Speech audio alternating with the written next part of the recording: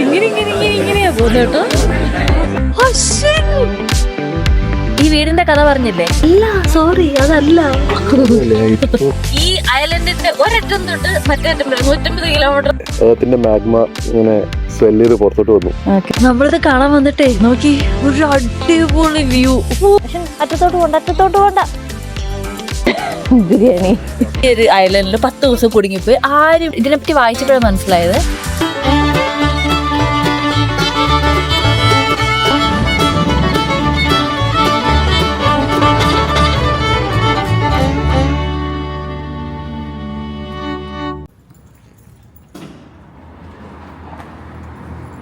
Right. Hello, രാവിലെ 5 മണി. അപ്പോൾ നമ്മൾ കാങ്കറു ഐലൻഡിൽ പോകാൻ വേണ്ടിയിട്ട് രാവിലെ 5 മണിക്ക് ഇറങ്ങിയിരിക്കുന്നതാണ്. 6:30ക്കാണ് ഫെറി. അപ്പോൾ ഇത് അഡ്ലൈഡ്, സൗത്ത് ഓസ്ട്രേലിയയുടെ 2nd എപ്പിസോഡാണ്. അപ്പോൾ welcome back to my channel. അപ്പൊ നമ്മൾ അങ്ങോട്ട് പോയിക്കൊണ്ടിരിക്കുന്നു. കാങ്കറു ഐലൻഡിലേക്ക് പോകാനുള്ള ഫെറി പിടിക്കാനായിട്ട് അഡ്ലൈഡ് സിറ്റിന്ന് 1.5 മണിക്കൂർ സൗത്തിലോട്ട് ട്രാവൽ ചെയ്യണം. കേപ്പ് ജേർവിസ് എന്നാണ് നമ്മുടെ ഫെറി പിടിക്കുന്ന സ്ഥലം. എന്നിട്ട് കാങ്കറു ഐലൻഡിൽ എത്തുന്ന സ്ഥലം പെനഷോ, അതാണ് സ്ഥലത്തിന്റെ പേര്. 7 മണിക്കാണ് നമ്മുടെ ഫെറി. 7:45 ആകുമ്പോഴത്തേനും നമ്മള് ഐലൻഡിൽ എത്തും. രാവിലെ നമ്മൾ 5 മണിക്ക് ഇറങ്ങിയതാണ്. കറക്റ്റ് 7 മണിക്ക് 2-3 മിനിറ്റ് ഉള്ളപ്പോഴാണ് നമ്മൾ അവിടെ എത്തുന്നത്. ഇതിനകത്ത് നാവിഗേഷനിൽ മുമ്പ് പോകുന്ന വഴി നല്ല ബ്യൂട്ടിഫുൾ ആട്ടോ, നല്ല ഡ്രൈവാണ്. അപ്പൊ ആരെങ്കിലും സൗത്ത് ഓസ്ട്രേലിയ വരുന്നുണ്ട്, എന്നിട്ട് കാങ്കറു ഐലൻഡിൽ പോകണമെന്നുണ്ടെങ്കിൽ ഇവരുടെ വെബ്സൈറ്റ് ഉണ്ട്. അല്ല, ഇവരുടെ അല്ല, കുറെ ഫെറീസ് പോകുന്നുണ്ട്. ഞങ്ങൾ ബുക്ക് ചെയ്തിരിക്കുന്നത് സീലിങ്ക് എന്ന് പറഞ്ഞ വെബ്സൈറ്റിൽ കൂടെയാണ്. സീലിങ്കിന്റെ ഫെറിയിലാണ് നമ്മൾ പോകുന്നത്. അത് എനിക്ക് തോന്നുന്നു പോപ്പുലർ ആയിട്ടുള്ളത്. അപ്പൊ അവർക്ക് പാസഞ്ചർ ഫെറി ഉണ്ട്, പിന്നെ വണ്ടി കയറ്റി കൊണ്ടുപോകാൻ പറ്റുന്ന ഫെറി ഉണ്ട്. അപ്പൊ ഏതാണെങ്കിലും നല്ലതാണ്. പാസഞ്ചർ ഫെറി ആണെങ്കിൽ കുറച്ച് കാശ് കുറവായിരിക്കും. ഞങ്ങൾ അത് ആദ്യം നോക്കി. എന്നിട്ട് കാറ് നമുക്ക് കാങ്കറു ഐലൻഡിൽ ഒരെണ്ണം റെന്റ് ചെയ്യാൻ നോക്കി. പക്ഷെ ഇതിപ്പോ ഞങ്ങൾ ഈ ക്രിസ്മസ് സീസണിൽ പോകുന്നതുകൊണ്ട്, ക്രിസ്മസ് ടു ന്യൂ ഇയറിന്റെ ഇടയ്ക്ക് പോകുന്നതുകൊണ്ട് ഭയങ്കര നല്ല ഭംഗിയുള്ള ഒരു ചേച്ചി, അവിടെ കുറെ വിനിയാർഡ്സും ഒക്കെ ഉണ്ട്. അപ്പൊ നമ്മൾ ഈ ക്രിസ്മസ് ടു ന്യൂ ഇയർ ഇടയ്ക്ക് പോകുന്നതുകൊണ്ട് കാറുകളൊന്നും കിട്ടാനില്ല, എല്ലാം സോൾഡ് ഔട്ടും ബുക്ക്ഡ് ഔട്ട് ഒക്കെയാണ്. അപ്പൊ അതുകൊണ്ട് നമുക്ക് ഇവിടുന്ന് കാർ കൊണ്ടേ പറ്റുള്ളൂ. കാരണം ആ കാങ്കറു ഐലൻഡ് തന്നെ വലുതാണ്. നമുക്ക് ഒരു സ്ഥലത്ത് നിന്ന് വേറെ സ്ഥലത്തോട്ടൊക്കെ പോകണമെങ്കിൽ ഭയങ്കര പാടാണ്. അപ്പൊ അതുകൊണ്ട് ഞങ്ങള് ഫെറിക്കകത്ത് കാറ് കയറ്റിയിട്ട് പോകുന്ന വെഹിക്കിൾ ഫെറിയാണ് നമ്മൾ ബുക്ക് ചെയ്തേക്കുന്നത്. അങ്ങോട്ടും ഇങ്ങോട്ടും കൂടെ എത്രയായി? കുറച്ച് എക്സ്പെൻസീവ് ആണ് കാറ് കയറ്റിയിട്ട് പോകുന്നത്. എന്തായാലും പാസഞ്ചർ ഫെറി അത്ര കുറവൊന്നും അല്ല. 45 മിനിറ്റ്സ് എടുക്കുള്ളൂ. നമുക്ക് അങ്ങോട്ടും ഇങ്ങോട്ടും കൂടെ കാറ് കയറ്റി 2 പേര് പോകുന്നതിന് ഓൾമോസ്റ്റ് $400 to $550 ആ ഒരു റേഞ്ചിലായിട്ടുണ്ട്. $50 അങ്ങോട്ട് ആയിട്ടുണ്ട്. അപ്പൊ അതാണ് അതിന്റെ ഡീറ്റെയിൽസ്. ഭയങ്കര മസ്റ്റ് വാച്ച് ഒരു സംഭവമാണ് ഈ കാങ്കറു ഐലൻഡ് എന്നാണ് നമ്മൾ കേട്ടിട്ടുള്ളത്. അതാട്ടോ നമ്മുടെ ഫെറി. നേരത്തെ പറഞ്ഞ പോലെ സീലിംഗ് ഫെറിയുടെ വെബ്സൈറ്റ് വഴി നമ്മൾ ഓൺലൈൻ ടിക്കറ്റ് എടുത്തെങ്കിലും നമ്മൾ ഇവിടെ വന്നിട്ട് അവരുടെ ചെക്ക് ഇൻ കൗണ്ടറിൽ പോയിട്ട് ഫിസിക്കൽ ടിക്കറ്റ് നമ്മൾ കളക്ട് ചെയ്യേണ്ടതാണ്. അങ്ങനെ കളക്ട് ചെയ്തിട്ട് നമ്മൾ വണ്ടി താഴെ പാർക്ക് ചെയ്തിട്ട് നമ്മൾ മുകളിലോട്ട് നടന്നു കയറി പോവാണ്, ഡെക്കിലോട്ട്. നമ്മളിപ്പോൾ ഫെറിക്കകത്ത് കയറി കാറ് താഴെ പാർക്ക് ചെയ്തു, ലോഡ് ചെയ്തിട്ടുണ്ട്. എന്നിട്ട് നമ്മൾ ഫെറി ഇവിടെ ഇങ്ങനെ ഒരു രാവിലെ കോഫി കിട്ടുന്നൊരു സ്ഥലമുണ്ട്, കോഫി ഷോപ്പുണ്ട്. ഒത്തിരി സീറ്റിംഗ് ഉണ്ട് കേട്ടോ, സൈഡ് ഡെക്കിലും ഉണ്ട്. ഇതിപ്പോൾ നമ്മൾ നിൽക്കുന്നത് നേരെ ഫ്രണ്ടിലോട്ടാണ് കാണുന്നത്.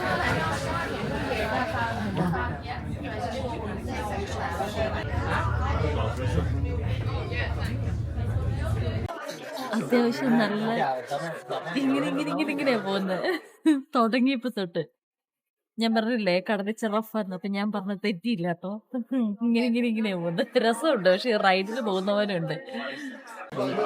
വെറുതെ അല്ല, ഇവിടെ കാഫേയിൽ ഫുഡ് കൊടുക്കുമ്പോൾ ചോദിക്കുന്നുണ്ട് സീ സിക്ക് ആവുമോ എന്നൊക്കെ ചോദിക്കുന്നുണ്ട്. ഇത് കണ്ടോ,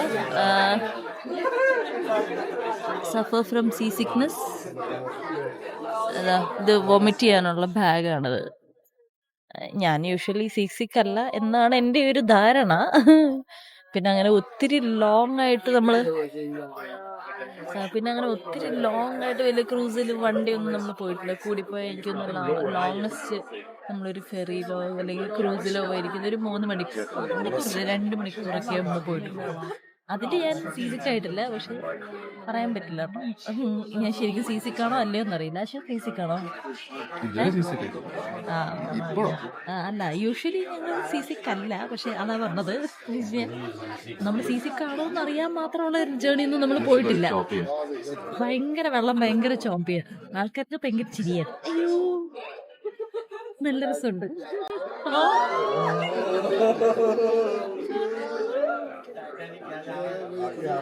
ഇങ്ങനെയാ പോകുന്നത് കേട്ടോ. അയ്യോ, ഒരു കൊച്ചു കരയുന്നു. നമ്മൾ എത്തിയിട്ടോ. ഞാൻ ഉറങ്ങി അതിൻ്റെ ഇടയ്ക്ക്. സീസൊക്കെ കണ്ടല്ലോ, അത് ഇങ്ങനെ ആയിട്ട് എനിക്ക് നല്ല ഉറക്കം വന്നു. അപ്പം ഞാൻ ഇച്ചിരി നേരം നന്നായിട്ട് ഉറങ്ങി. കണ്ണ് തുറന്നപ്പോൾ നല്ല ബ്യൂട്ടിഫുൾ വ്യൂ.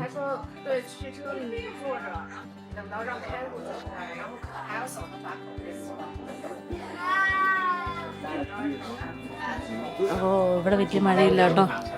ഈ ഫെറിക്കകത്തെ കോഫി ഷോപ്പിൽ നിന്ന് നമ്മൾ എടുത്ത ഒരു ബുക്കാണ് കാംഗറൂ ഐലൻഡിൻ്റെ ഡീറ്റെയിൽസ് ഒക്കെ ആയിട്ട് ഒരു ബുക്ക്ലെറ്റ്. അപ്പോൾ ഇതിനകത്ത് ഈ ഐലൻഡിനകത്ത് എന്തൊക്കെയുണ്ട്, ഇപ്പോൾ കോഫി ഷോപ്സ് ആണെങ്കിലും അല്ലെങ്കിൽ കാണാനുള്ള സ്ഥലങ്ങൾ, കാര്യങ്ങൾ, ഇതിനെപ്പറ്റിയുള്ള ഡീറ്റെയിൽസ് ഒക്കെ ആയിട്ടൊരു ബുക്കാണത്.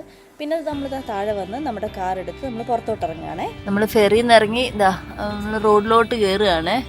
ഇവിടെ ഒന്ന് മഴയൊക്കെ പെയ്ത് കഴിഞ്ഞ ഒരു ഫീലാട്ടോ. നല്ല ക്ലിയർ വെതർ, നല്ല തണുപ്പുണ്ട് കേട്ടോ. ഇവിടെ മഴയൊക്കെ പെയ്തിട്ട് ക്ലിയർ ആയിട്ട് തണുപ്പുണ്ട്. നല്ല നമ്മുടെ വിന്റർ ഒക്കെ സ്റ്റാർട്ട് ചെയ്യുന്ന പോലത്തെ നല്ല തണുപ്പുണ്ട്. എത്രയാണ് ടെമ്പറേച്ചർ? 17. ഭാഗ്യത്തിന് ഞാൻ ഇന്നലെ ഒരു ജാക്കറ്റ് മേടിച്ചോണ്ട് വലിയ കുഴപ്പമില്ല, കംഫർട്ടബിൾ. എന്ന് വെച്ചാൽ 17 എന്ന് പറയുമ്പോ തണുപ്പുണ്ട്. പിന്നെ ഇത് ഐലൻഡ് ആയതുകൊണ്ട് വിൻഡി ആയിരിക്കും, നല്ല വിൻഡി ആയിരിക്കും. അതുകൊണ്ട് നമുക്ക് കൂടുതൽ 17-നേക്കാളും നമുക്ക് തണുപ്പ് തോന്നും. കാശ്മീരിന്റെ ജാക്കറ്റ് എടുത്തിട്ടില്ല. അതെ, ഹോട്ടാണ്. ഇന്നലെ ഞാൻ ജാക്കറ്റ് മേടിക്കാൻ പോയപ്പോ ഞാൻ പറഞ്ഞതാ, വരുന്നോ ജാക്കറ്റ് മേടിക്കാം, അല്ലെങ്കിൽ ഞാൻ മേടിക്കണോ? എനിക്ക് വേണ്ട, എനിക്ക് ജാക്കറ്റ് ഒന്നും വേണ്ടെന്ന് പറഞ്ഞു. അത് കഴിഞ്ഞിട്ട് വൈകുന്നേരം ഒരു 9 മണിയൊക്കെ ആയപ്പോ കാശ്മീര്, അല്ലേ ഒരു ജാക്കറ്റ് മേടിച്ചാലോ? അപ്പഴത്തേനും കടയിൽ അടച്ചു പോയി. ഇവിടെ പറഞ്ഞിട്ടില്ലേ ഞാൻ 9 മണിയാകുമ്പോഴത്തേനും ഇവിടെ കടകളൊക്കെ അടച്ചു. ജാക്കറ്റ് മേടിക്കാൻ പറ്റിയില്ല. ഐലൻഡ് നല്ല രസമുണ്ട് കേട്ടോ.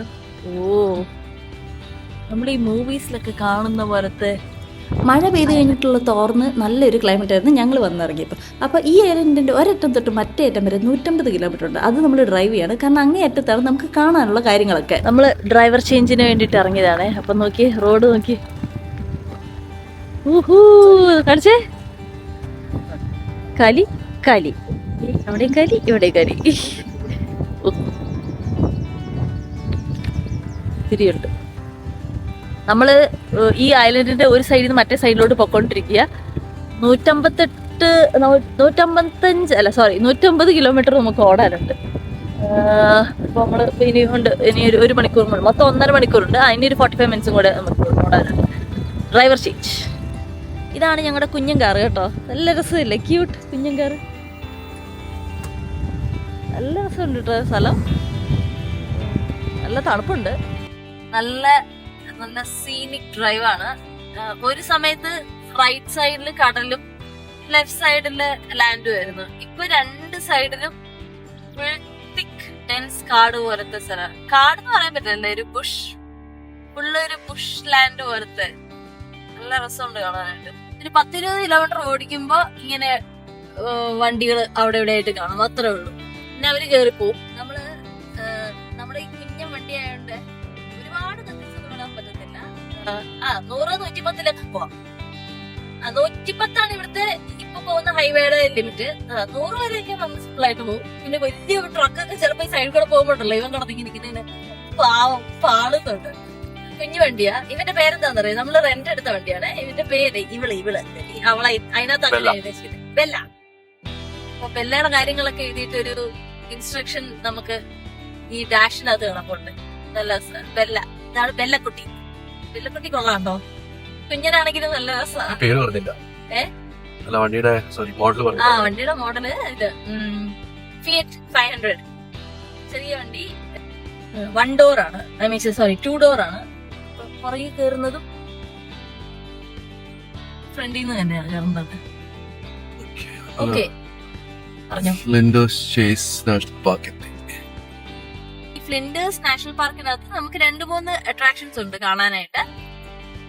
റിമാർക്കബിൾ റോക്ക്, പിന്നെ അഡ്മിറൽ ആർച്ച്, പിന്നെ ഒരു സീലിന്റെ ഒരു സ്ഥലമുണ്ട്, പിന്നെ അതുകൊണ്ട് വേറെന്തോ ഉണ്ട്. അപ്പൊ ഇതൊക്കെ കാണാൻ വേണ്ടിയിട്ടാണ് നമ്മള് ഈ ഐലൻഡിന്റെ ഒരറ്റം തൊട്ട് മറ്റേ അറ്റം വരെ 150 കിലോമീറ്റർ നമ്മൾ ട്രാവൽ ചെയ്ത് 1.5 മണിക്കൂർ ട്രാവൽ ചെയ്ത് ഈ ഐലൻഡിന്റെ മറ്റേ അറ്റത്തെത്തി. ഈ ഫ്ലിൻഡേഴ്സ് നാഷണൽ പാർക്ക് ഇവിടെ ആയിട്ടാണ്. പിന്നെ ഈ ഐലൻഡിനെ പറ്റിയുള്ള ബാക്കി കാര്യങ്ങള് ഒരു ചെറിയൊരു ഇൻട്രോ ഞാൻ കുറച്ച് ഇട്ട് തരാം. നമ്മളുണ്ടല്ലോ പോകുന്ന വഴിക്ക് ഒന്ന് നിർത്തി, കാരണം നല്ലൊരു ലുക്കൗട്ട് പോയിന്റ് വഴി തന്നെ. അപ്പൊ കാണിച്ചു തരാവേ. ഇത് രസമാണെന്നറിയോ, വീഡിയോയ്ക്കകത്തൊക്കെ അധികം കിട്ടുന്നുണ്ടോന്ന് പോലും അറിയത്തില്ല, പക്ഷെ നേരിട്ട് കാണാൻ ഭയങ്കര ബ്യൂട്ടിഫുൾ ആണ്. നല്ല ക്ലൈമറ്റും. ഇതാണ് സ്ഥലം, ബങ്കർ ഹിൽ ലുക്കൗട്ട്.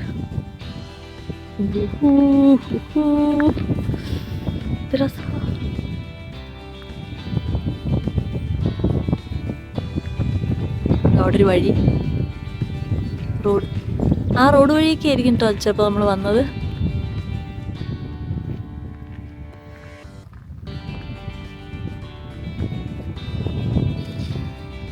ഓക്കെ, ഇവിടുത്തെ കാട്ടുചെടിയൊക്കെ എന്ത് രസമാണ് നോക്ക്, പൂക്കള്. ഈ വഴി മൊത്തം ഇങ്ങനത്തെ പൂക്കളും. ഇതിപ്പോ വെള്ള, ഓ നോക്കി, ഇത് ഒത്തിരി ഉണ്ട്.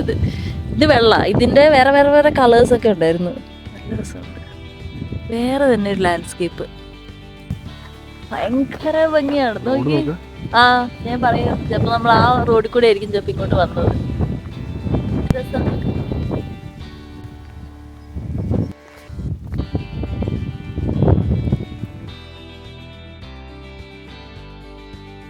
നമ്മളിപ്പോ വിചാരിച്ച സ്ഥലത്ത് എത്തിയേ എന്ന് വെച്ച് കഴിഞ്ഞാൽ ആ റിമാർക്കബിൾ റോക്കിന്റെ ഒക്കെ അടുത്തെത്തി. അപ്പൊ അവിടെ ഒരു ലൈറ്റ് ഹൗസ് കിട്ടും.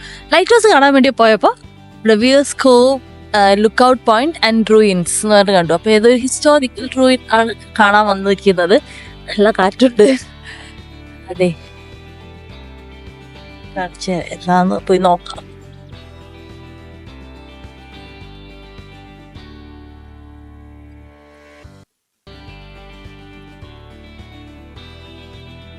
തോന്നുന്നു ഇവിടെ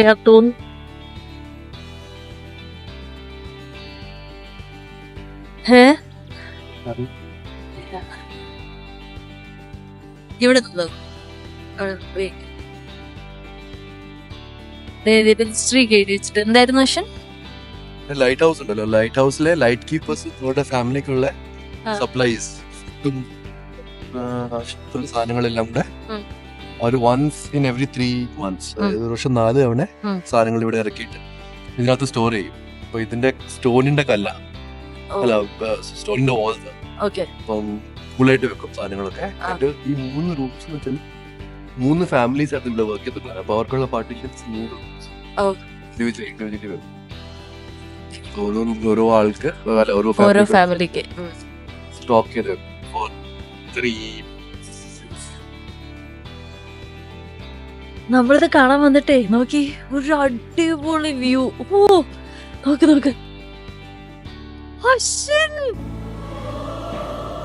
ഓ my god, oh my god, നോക്ക് എന്ത് രസാ. ബ്ലൂ വാട്ടർ എന്ന് പറഞ്ഞു കഴിഞ്ഞാ, ബ്ലൂ ബ്ലൂ എന്ന് പറഞ്ഞാൽ വേറെ അങ്ങോട്ടും ഇങ്ങോട്ടും ഒന്നുമില്ല. ബ്ലൂ എന്ന് പറഞ്ഞാൽ ബ്ലൂ, ടർക്കോയ്സ് ബ്ലൂ. ഓ ഹെവൻ. മറ്റേ മെൽബണിലെ ഗ്രേറ്റ് ഓഷ്യൻ റോഡിനേക്കാളും അടിപൊളി. അങ്ങനെ പറയാൻ പറ്റില്ല, എല്ലാം വേറെ വേറെ, നമുക്ക് കമ്പയർ ചെയ്യാൻ പറ്റില്ല. ഈ വീടിന്റെ കഥ പറഞ്ഞില്ലേ, ഇവിടെ നിന്ന് എംപ്ലോയീസിനും ഫാമിലിക്കുള്ള സാധനങ്ങളെല്ലാം കയറ്റി വെക്കാനുള്ള സാധനങ്ങളായിരുന്നു, സ്ഥലമായിരുന്നു. എന്നിട്ടുള്ള അവിടെ നിന്നുള്ള വ്യൂവും കാണിച്ചില്ലേ. ഓ എന്ത് രസം. വേറെ സാധനം കാണിച്ചു തരാം. ഇത് നോക്കി, അവർക്കുള്ള സാധനങ്ങൾ എങ്ങനെ എത്തിച്ചോണ്ടിരുന്നതെന്നറിയോ, ഷിപ്പിലാണെന്ന് പറഞ്ഞില്ലേ. അപ്പോ കാണുന്നുണ്ടോ, കണ്ടോ, അത് കണ്ടോ, അവിടെയാണ് ഷിപ്പ് വന്ന് അടുക്കുന്നതും അതേ കൂടെയാണ് ആൾക്കാർ സാധനങ്ങളെല്ലാം മുകളിലോട്ട് കയറ്റിയത്. അത്യാവശ്യം നല്ല സ്റ്റീപ്പാണ്. നിങ്ങൾക്ക് ഇതിനകത്ത് കാണുന്നുണ്ടോ മനസ്സിലാവുന്നുണ്ടോ എന്ന് അറിയത്തില്ല. പണ്ട് 2 കുതിരയായിരുന്നു ഈ സാധനങ്ങളെല്ലാം കയറ്റിക്കൊണ്ട് വന്നത്. ഈ ഒരു ഫുൾ ഇടുക്കിൽ കൂടെ അത് താഴേന്ന് മോളി വരെ കയറ്റിക്കൊണ്ട് വന്നത്. നിങ്ങൾക്ക് ഇതിനകത്ത് മനസ്സിലാവുന്നുണ്ടോ എന്ന് എനിക്കറിയത്തില്ല. നേരത്തെ പറഞ്ഞ ലൈറ്റ് ഹൗസും ഇല്ലേ, നേരത്തെ കാണിച്ചു കഴിഞ്ഞാൽ ഫാമിലിക്കുള്ള ഫുഡ് സ്റ്റോർ ചെയ്യുന്ന സ്ഥലവും ലൈറ്റ് ഹൗസ് ഒക്കെ പറഞ്ഞില്ലേ, ഇതാണ് ആ ലൈറ്റ് ഹൗസേ. ഇതാണ് നമ്മുടെ ലൈറ്റ് ഹൗസ്. നല്ല രസമുണ്ട്. ഈ ലൈറ്റ് ഹൗസ് ഈ ലൈറ്റ് ഹൗസ് 1909 പണി കഴിപ്പിച്ചത്.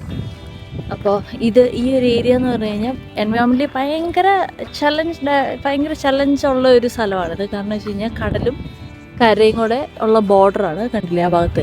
അപ്പോൾ എപ്പോഴും ഈ കടലിൻ്റെ ഉപ്പുവെള്ളം തട്ടി ഈ റോക്സ് ഒക്കെ ഭയങ്കരമായിട്ട് ഇത് ഷേപ്പ് മാറുന്നു, അങ്ങനത്തെ കുറേ ഉണ്ട്. അപ്പോൾ അവിടെ എഴുതി വെച്ചിരിക്കുന്നത് ഈ ഷിപ്രക്കിലൊക്കെ ഈ ഷിപ്പ് ഫുള്ള് തകർന്ന് വന്നടിയുന്ന ഷിപ്രക്ക് വിക്ടിംസ് ഉണ്ടല്ലോ, അവർ വന്നടിഞ്ഞു കഴിഞ്ഞാൽ അവർക്ക് ഭയങ്കര ബുദ്ധിമുട്ടാണ്. ഇവിടുന്ന് ഒരു SOS വിളിക്കാനോ അല്ലെങ്കിൽ ഇവിടുന്ന് ഒരു ഹെൽപ്പ് കിട്ടാനായിട്ട് ഭയങ്കര ബുദ്ധിമുട്ടായിരുന്നു. കാരണം ഇവിടെ അധികം പേര് താമസിക്കാറില്ല, പക്ഷെ താമസിക്കും. പണ്ടത്തെ അബോറിജിനൽ ആൾക്കാരൊക്കെ താമസിച്ചുകൊണ്ടിരുന്നത്. പക്ഷെ പിന്നെയാണ് ഈ ലൈറ്റ് ഹൗസ് വന്നതും കാര്യങ്ങളൊക്കെ ആയത്. ഈ കാംഗറൂ ഐലൻഡ് എന്ന് പറയുന്നത് സൗത്ത് ഓസ്ട്രേലിയയുടെ ഏറ്റവും സൗത്തിലുള്ള ഒരു ഐലൻഡാണ്.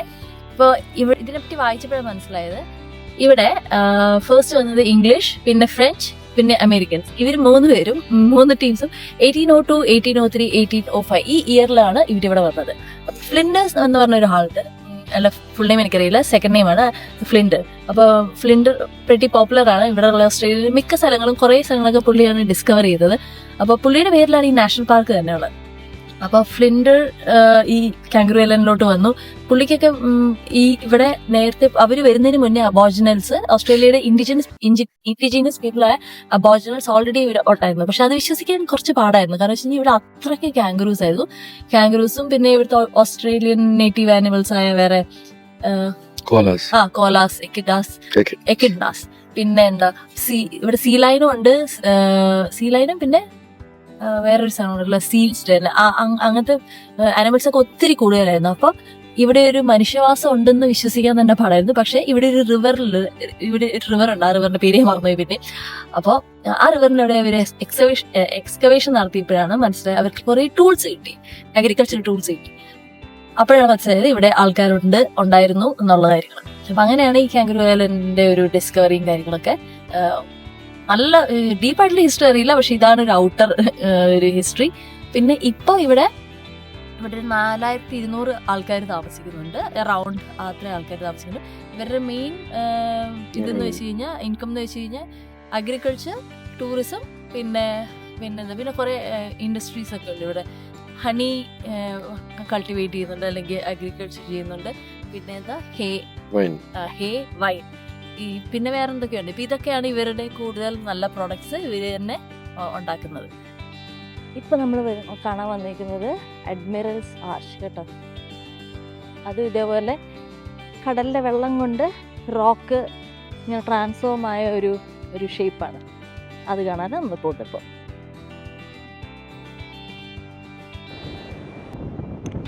കുറച്ച് റഫാണ് കടല്, പക്ഷെ ഇവിടെ യൂഷ്വലി ഇങ്ങനെയാണ്. ഇതാണ് ഞാൻ നേരത്തെ പറഞ്ഞ ഈ ഏരിയ ഭയങ്കര ഡേഞ്ചറസ് ആണ് എന്ന് പറഞ്ഞത്. പണ്ട്, ഇപ്പോഴും ഡേഞ്ചറസ് ആണ്. ഇവിടെ ആരും താമസിക്കാത്തതോ ഒക്കെ ആണ്. ഇവിടെ ഒന്ന് ചിന്തിച്ചു നോക്കിയേ, പണ്ട് ഇങ്ങനത്തെ സ്ഥലത്തൊക്കെ അബോറിജിനൽസ് ജീവിക്കാൻ വേണ്ടി ഫൈറ്റ് ചെയ്ത് എങ്ങനെയല്ലേ.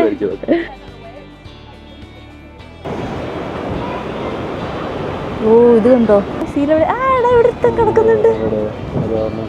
ഇവിടെ ഒരുത്തൻ കിടന്നുറങ്ങുന്നുണ്ട് കണ്ടോ. Sea lions. അവിടെ വേറൊരുത്തൻ പയ്യെ എവിടെയോ പോവുകയാണേ, കണ്ടോ. അല്ല, കിടന്നു. അത് ആർച്ച്. ഇതാണ് അഡ്മിറൽ ആർച്ച്.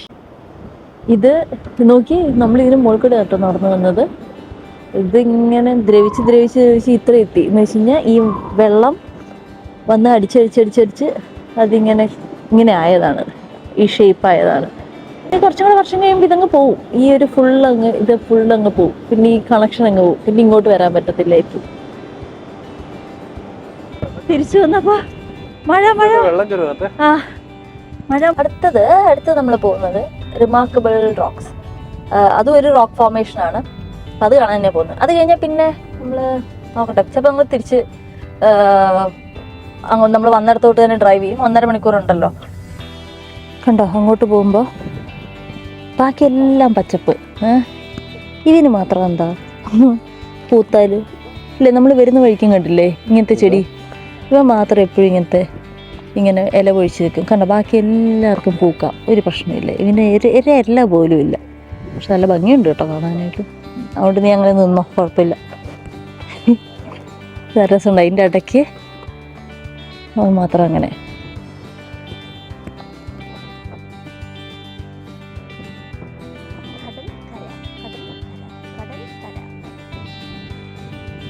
എന്താ സംഭവം? 500 മില്യൺ വർഷം മുമ്പ്. എത്ര? 500 മില്യൺ വർഷം മുമ്പ്. പണ്ട് താഴത്തെ ഏർത്തിന്റെ മാഗ്മ ഇങ്ങനെ സ്വെല്ല് ചെയ്ത് പുറത്തോട്ട് വന്നു, കുരു പൊട്ടുന്ന പോലെ. അപ്പൊ ആ മാഗ്മ പുഷ് ചെയ്തിട്ട് പുറത്തു വന്നാണ് അന്നത്തെ കോഡ്സും കുറെ മിനറൽസ് എല്ലാം ഉണ്ട് അതിനകത്ത്. ഇത് തണുത്ത് കഴിഞ്ഞപ്പോ റോക്കായി. അതിനകത്ത് സ്പേസിങ് കിട്ടും. കാരണം താഴത്തെ മോൾട്ടൻ മാഗ്മ ഭയങ്കര it was very hot and it was also soft. അപ്പോൾ അത് സോളിഡിഫൈ ആയപ്പം അതിന്റെ പല ഇതിലാണ് ഇത് എന്താ പറയാ ലെവൽ ബൈ ലെവലാണ് സോളിഡിഫൈ ആയത്. അതുകൊണ്ടാണ് ഇടയ്ക്കിടയ്ക്ക് ഗ്യാപ്സ് എടുക്കുന്നത്. ബേസിക്കലി താഴ്ന്ന മോൾട്ടൻ മാഗ്മ ഇങ്ങനെ പുറത്ത് വന്ന് സോളിഡിഫൈ ആയതാ. ഒരു ലിറ്ററലി നമ്മുടെ ഏർത്തിന്റെ ഒരു കുരുവാണ്. കുരു നമ്മൾ ദൂരെ കാണുന്നതല്ല, നല്ല ഇതുണ്ട്. ഇതെങ്ങനെ ഇപ്പം പറഞ്ഞ് താഴ്ത്താലോട്ട് വേണം. പിന്നെ തീരുമാനമേ ഇതേ ഒരു വെച്ചതിനകത്ത് ഇറങ്ങും. വെച്ചതിനകത്ത് പോയോ? പോയി. കൊച്ചി കേട്ടില്ല, ഭാഗ്യം. ഹായ്. അശ്വിൻ എന്നെ ഫിൽം ചെയ്യുന്നു, ഞാൻ അശ്വിനെ ഫിൽം ചെയ്യുന്നു. അശ്വിൻ അറ്റത്തോട്ട് പോണ്ട. ഞാൻ കുറച്ച് കഴിഞ്ഞ് അശ്വിൻ്റെ അടുത്ത് ചോദിച്ചു. അശ്വിൻ ഇങ്ങനെ ഒരു ഹൈപ്പോത്തറ്റിക്കൽ സിറ്റുവേഷൻ. അശ്വിൻ ഈ ഒരു ഐലൻഡിൽ 10 ദിവസം കുടുങ്ങിപ്പോയി, ആരും ഇല്ല. 10 ദിവസം കഴിഞ്ഞാൽ അശ്വിന് ഹെൽപ്പ് കിട്ടും. അപ്പൊ എന്ത് ചെയ്തു? ഇപ്പൊ ഇതുവരെ നമ്മൾ കണ്ട സ്ഥലങ്ങളിൽ എവിടെ പോയി ഒളിച്ചിരിക്കുന്നത്? അശ്വിൻ പറഞ്ഞു ഈ റോക്കിന്റെ അടിയിൽ. ഇത് കുഴപ്പമില്ല, പക്ഷെ ഇവിടെ ഒത്തിരി വിസിറ്റേഴ്സ് ഒക്കെ ഉണ്ടല്ലോ. അവിടെ ഭയങ്കര തണുപ്പായിരുന്നു. കുറച്ചുകൂടെ കുറച്ചുകൂടെ അകത്തോട്ട് പോയി കഴിഞ്ഞല്ലേ കുഞ്ഞു റോക്ക് കുറച്ചും കൂടെ എൻക്ലോസ് ആയിട്ടുള്ള കാണും. ഇതിനകത്തിരുന്ന് അശ്വിൻ തണുത്ത് വലിച്ചു പോകുള്ളൂ. നോക്കി ഷേപ്പ് നോക്കി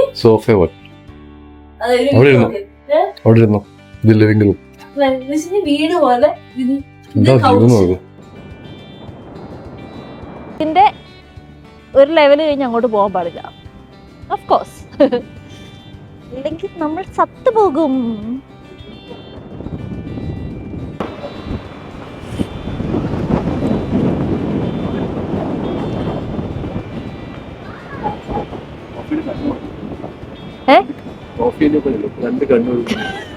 കോഫീന്റെ പോലെ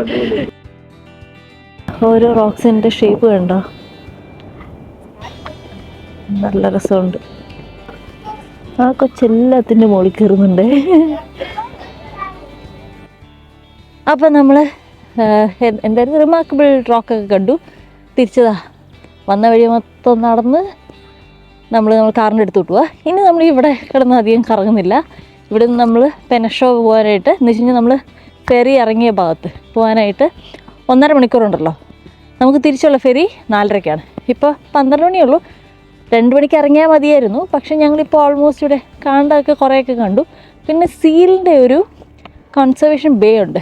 അവിടെ പോയാൽ ഒത്തിരി സീലിനെ കാണാം. പക്ഷെ നമ്മൾ ഇവിടുന്ന് തന്നെ നാച്ചുറലായിട്ട് കുറേ സീൽസിനെ കണ്ടു. അപ്പോൾ അത് മതി എന്നുള്ള രീതിയിലാണ്. അപ്പോൾ നമുക്കിനി തിരിച്ച് അല്ലേ പോവാ അശ്വിൻ? തിരിച്ച് നമുക്ക് പോവാം അല്ലേ? തിരിച്ചു പോവാം അല്ലേ? തിരിച്ചു പോയിട്ട് നമുക്ക് ഏതെങ്കിലും ഒരു നല്ല കാഫേ പോയിട്ട് എന്താ കഴിക്കണ്ട അശ്വിൻ? ബിരിയാണി. അതെ, കാഫേ പോയിട്ട് മറ്റേ ഇതിനകത്ത് പറയുന്നത് മസാല ദോശ എന്ന് പറയുന്നത്. അതെ, അപ്പോൾ നമുക്ക് ഇവിടെ കിടന്ന് അധികം കറങ്ങിക്കഴിഞ്ഞാൽ ഇപ്പം അത്യാവശ്യം കണ്ടു. ഇനി ഇതിൽ കൂടുതലായിക്കഴിഞ്ഞാൽ ഒത്തിരി പാക്ഡ് ആയി പോയി കഴിഞ്ഞാൽ നമ്മൾ കണ്ടതുപോലും നമ്മൾ എൻജോയ് ചെയ്യും. നേരത്തെ ഞാൻ പറഞ്ഞില്ലേ ഈ ചെടി മാത്രം കണ്ടോ, ഇവൻ മാത്രം ഇടയ്ക്കിടയ്ക്ക് അങ്ങനെ കാണുന്നു എന്ന്.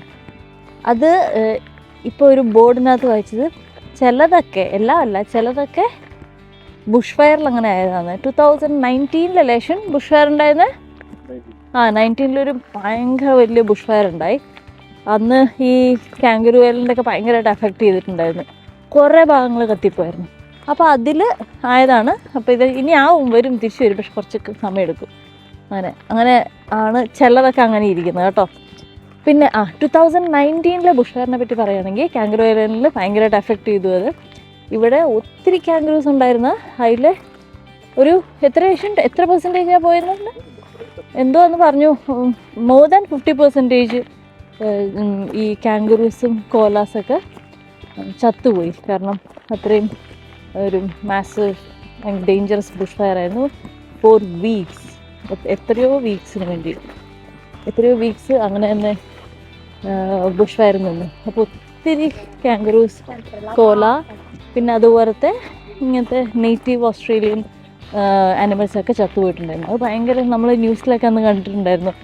സങ്കടം തോന്നും. ഒരു കോലയൊക്കെ ഇങ്ങനെ വെള്ളം കിട്ടാണ്ടേ ഒക്കെ ഇങ്ങനെ ഭയങ്കര ഇതായിട്ട് ആൾക്കാർ റെസ്ക്യൂ ഒന്നും കുറേ എണ്ണം ചത്തുപോയി. അതുകൊണ്ടാണ് ഇപ്പോൾ ഇവിടെ ഇപ്പോഴും ഒത്തിരി കാങ്കറൂസ് ഉണ്ട്. നമ്മൾ വരുന്ന വഴിക്കൊക്കെ ഒത്തിരി കണ്ടു. ഒരെണ്ണം ക്രോസ് ചെയ്തൊക്കെ പോയിരുന്നു നമ്മളെ. പക്ഷെ പണ്ടായിരുന്നെങ്കിൽ അതിലും കൂടുതലായിരുന്നു. ബുഷ് ഫയർ ഒരു ത്രെട്ടാണ് ശരിക്കും പറഞ്ഞാൽ ഓസ്ട്രേലിയയിൽ, പ്രത്യേകിച്ച് ഈ സമ്മർ സീസണിൽ. അപ്പോൾ അതുകൊണ്ട് ഇവിടെയൊക്കെ വെച്ച് കഴിഞ്ഞാൽ ഇപ്പം മെൽബണിൽ ഒരു ബുഷ് ഫയർ നടന്നുകൊണ്ടിരിക്കുന്നുണ്ട്. അപ്പോൾ അതുകൊണ്ട് ഇവർ ഇടയ്ക്കിടയ്ക്ക് കൺട്രോൾഡ് ബുഷ് ഫയർ ചെയ്യും. ഇടയ്ക്ക് നമ്മുടെ നാട്ടിലൊക്കെ ഈ കത്തിപ്പിടിക്കാതിരിക്കാൻ വേണ്ടിയിട്ട് കുറച്ച് കത്തിച്ചിടില്ലേ, അതുപോലെ ഇവിടെ കൺട്രോൾഡ് ബുഷ് ഫയർസൊക്കെ ഭയങ്കര ഓർഗനൈസ് ചെയ്ത് ഇവിടുത്തെ അതോറിറ്റീസ് ചെയ്യാറുണ്ട്. അത് അടിപൊളി. അപ്പോൾ അതുകൊണ്ട് കുറേയൊക്കെ ഇവർക്ക് ബുഷ് ഫയർ ഇവർക്ക് കൺട്രോൾ ചെയ്യാൻ പറ്റും. അപ്പോൾ എന്നാൽ ശരി, നമുക്ക് വണ്ടിയിലോട്ട് കയറാം. അങ്ങനെ വരുന്ന വഴിക്ക് നമ്മൾ റെസ്റ്റോറൻറ്റിൽ കയറിയേ. അത് പോപ്കോൺ ചിക്കൻ, പിന്നെ എൻ്റെ എന്തായിരുന്നു, കലമാരി. ഇത് കണ്ടോ, ഇത് ഫുള്ള് ഹെയർ സ്റ്റാക്സ് ആണ്. അങ്ങനെ ഒരു ഫീൽഡിൻ്റെ അടുത്ത് വന്നപ്പോൾ നിന്ന് വീഡിയോ എടുത്ത. അങ്ങനെ കാങ്കരു ഐലൻഡ് ഒരു ക്യാപ്സ്യൂൾ 1 ഡേ ട്രിപ്പ് ഒക്കെ കഴിഞ്ഞ് വീണ്ടും ഇനി കാങ്കരു ഐലൻഡ് വരണം എന്നൊക്കെ വിചാരിച്ച് ഞങ്ങളിതാ ഫെറി കയറി തിരിച്ചു പോകാനായിട്ട്. എൻ്റെ ഇൻട്രൊഡക്ഷൻ ഇങ്ങനെ, ഹലോ ഗൈസ്, അല്ല ഹലോ ഫ്രണ്ട്സ്, ഞാൻ എത്ര വീഡിയോ ഇട്ടിട്ടുണ്ടെന്ന് അറിയിപ്പോ. മൈ ഡിയർ ഫ്രണ്ട്സ്, അല്ല വെയിറ്റ്, കൺട്രീമെന്റോ, ഫ്രണ്ട്സ് റോമൻസ്, അല്ല ഞാൻ എൻ്റെ ഇൻട്രോയില് ഞാൻ 84 വീഡിയോസ് ഇട്ടിട്ടുണ്ട്. 84 വീഡിയോസിനകത്ത് മേ ബി ഒരു 50 എണ്ണം ലോങ് വീഡിയോസ് ആയിരിക്കും അതിനകത്ത്. Hi friends. പക്ഷെ ചെറിയ ഹായ് അല്ല, ഹലോ ഫ്രണ്ട്സ് അല്ലേ ആദ്യം പറഞ്ഞു? ഹായ് ഫ്രണ്ട്സ് അല്ല, പക്ഷെ ആദ്യം പറഞ്ഞ ഹായ് ഗൈസ്, ഹലോ ഫ്രണ്ട്സ്,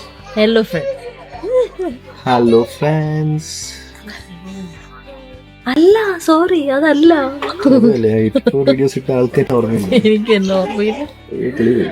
പറ ഫ്രണ്ട്സ് ഒന്നല്ല, പെട്ടെന്ന് പറ. എനിക്കിത് ഇങ്ങനെ ഒത്തിരി ലോങ് ആയി ഞാൻ തന്നെ എഡിറ്റ് ചെയ്യണത്. ലോഡിങ് ഈ വെച്ച് സ്റ്റാർട്ട് ചെയ്ത് ഹലോ എവരിവൺ. അത് തന്നെ. കാരണം ഹായ് ഫ്രണ്ട്സ് അല്ല ഹലോ ഫ്രണ്ട്സ് പറയുമ്പോൾ ഞാനിങ്ങനെ ഹലോ ഫ്രണ്ട്സ് എന്ന് ഞാൻ പറഞ്ഞു വയ്ക്കുമ്പോൾ ശരിയാവുന്നില്ലല്ലോ, ഇതല്ലല്ലോ എൻ്റെ ഹലോ എവരിവൺ. അപ്പോൾ അങ്ങനെയാണെങ്കിൽ ഇനി വേറെ ഒന്നുമില്ല. നമ്മുടെ ഫെറി ഇപ്പം ഇവിടുന്ന് എടുക്കുന്നു. പിന്നെ നമ്മൾ അവിടെ എത്തിക്കഴിഞ്ഞിട്ട് അവിടെ നിന്ന് ഒരു 1.5 മണിക്കൂറുണ്ട് നമ്മുടെ അക്കോമഡേഷനിലേക്ക്. അപ്പോൾ നമ്മൾ ഇന്നത്തെ കാങ്കരു ഐലൻഡ് നമ്മൾ റാപ്പപ്പ് ചെയ്യുന്നു. അതോടെ ഈ വീഡിയോ റാപ്പപ്പ് ചെയ്യുന്നു. നാളെ നമ്മൾ പോകുന്നത് എവിടെയാ? ഹാൻഡ് ഓഫ് ഒരു ഹാൻഡ് ഓഫ് ഒരു ജർമ്മൻ വില്ലേജ് ആണ്. അപ്പൊ നാളെ നമ്മൾ അവിടെ പോകുന്നത്. അപ്പൊ ഇനി നാളത്തെ എപ്പിസോഡ് കാണാം. അപ്പൊ അതുവരെ ബൈ.